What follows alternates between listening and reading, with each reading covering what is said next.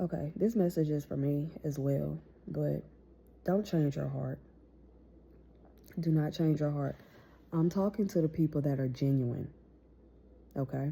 That have a genuine heart, that genuinely love, that genuinely want the best for people, that genuinely wants to help.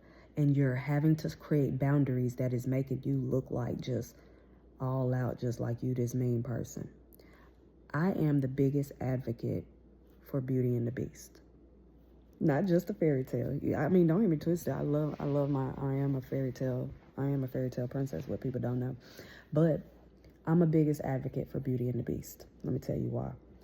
Because I have had to be Beauty and the Beast. I can care and love so much. When I love a person, I have no intention of changing that and uprooting that. If I'm going to stick with you, I'm going to stick with you. When I have to change that is when it hurts. I don't like that. When I have to create these boundaries with you or deal with you differently, I don't like that. So there are people who look at me and they're like, oh, you look mean, or oh, you look like, she seems like she's mean. She seems like she's hard to deal with. Baby, I'm going to be honest with you. I am not hard to deal with. I am full of having boundaries at this point. I have seen things with family members, siblings. It started early and young for me. I've seen things with family, siblings, friendships, relationships, to where it came to a point where years ago when COVID happened, I said, I can't do this. I can't. I had so much pain bottled inside me. And it was turning into bitterness. And I had to find ways to kind of, to let it out. And at the same time, not letting it change my heart.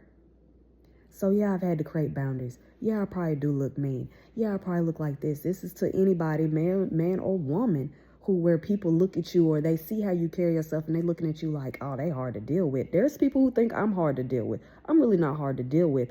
I don't deal with mess, drama, BS. I don't deal with stuff like that well because I don't like it. I've seen enough of it. So it's a lot of times when my radar starts going off, I'm starting to sense something, or like, oh, you starting to look familiar to me. When I say familiar, I'm talking about you looking like somebody in my past that had me on life support. I literally, for a second, when I speak on this, I'm using symbolism, and the real ones are going to catch it. At one point, I was full of death because of so much, just all that I've seen, all that I've gone through, all that I've paid attention to, and all that I held in and still showed love, still doing that, still being there for people who wasn't even there for me. You see what I'm saying? So it was a lot of stuff that I had to release. There's still some stuff that I still release to this day. But the hardest thing was not letting it change my heart. That heart, that princess heart is still in there. You know, going back to the demeanor. Some people would be like, oh, I don't think I want to deal with her. She look like she's rude, mean, this, that, and the third. Baby, I'm not mean. I actually am a very goofy person. I love to laugh. But when you come into me and you look familiar, you look like somebody that stood at my bedside when I had an IV in me and I was trying to be resuscitated. You look just like the very person that was injecting my IV with poison. I still remember those. I still remember that. I still remember that mental. And you have to take your mental health. You have to take your emotional health. You have to take all that seriously. You can't just sit here and be a doormat and allow people to continue doing you some type of way. I'm not saying you got to go and get back at them. I'm not saying that either. You need to create them boundaries. Them boundaries is going to set that tone. The boundaries are going to set the tone. Then when you create these boundaries, you got to be prepared for people going to start thinking you're difficult to deal with. People are going to start thinking like, oh, yeah, she looked mean, or oh, he looked mean, or oh, you know, this, that, and the third. That just means that you need to know how to come correctly to me.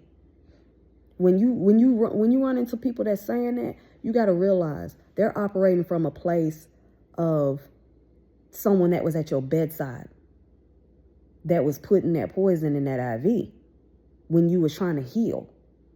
When you put so much life into them, now you're the one in the hospital bed. You're the one sitting there needing oxygen because you can't breathe. And this is not the same person that's breathing back into you. A relationship has to be pure. I look at it like this. It's kind of like CPR. You have the life in you and you're trying to give it to someone else to bring them to life.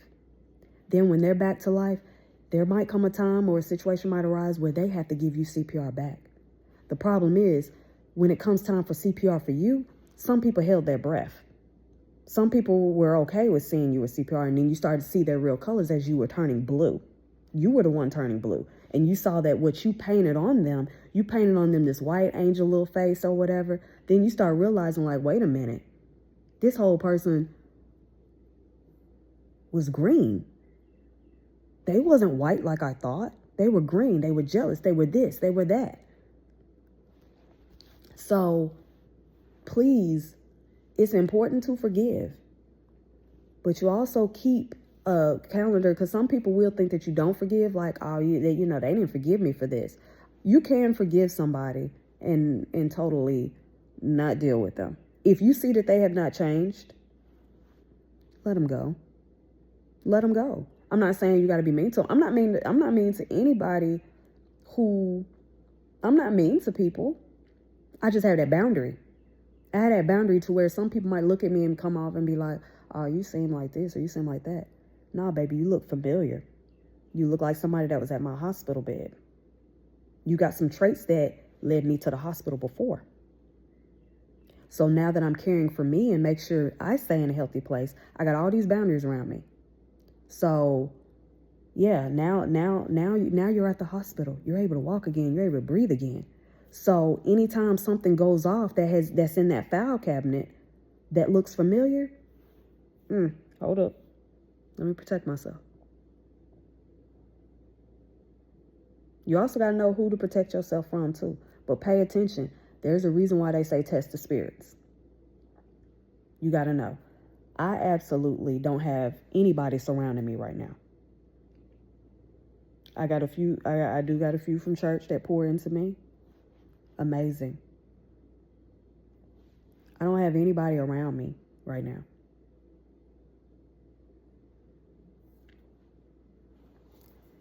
So I highly, if you have a good, genuine heart,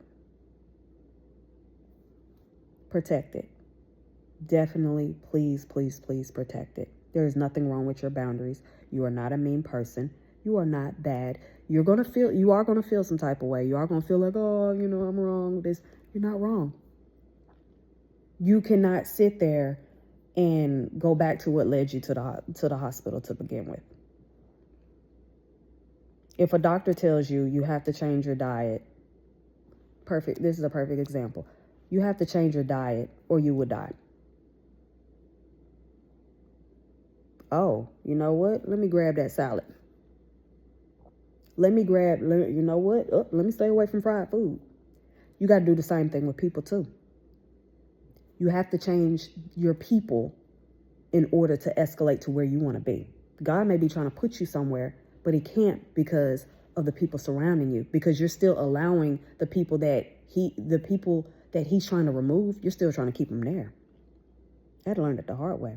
I have nobody around me. You're not mean. You're protecting your heart. It's time for you to get out of the hospital. Okay? Okay. Saturday message for you. My genuine heart people, keep your heart. Protect it. Much love.